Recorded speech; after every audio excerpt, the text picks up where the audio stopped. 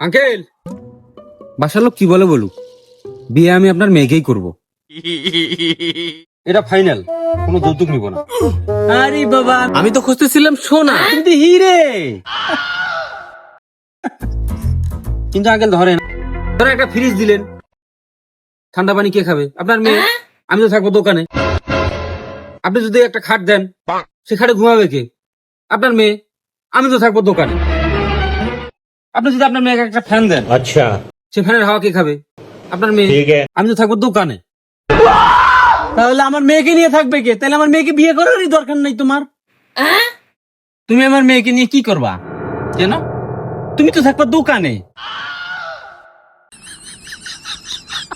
বাটপারের ঘরে বাটপার, যৌতুক নিব না, এসি নিব, ফ্রিজ নিব, খাট নিব, হা, যৌতুকের বাপ নিব।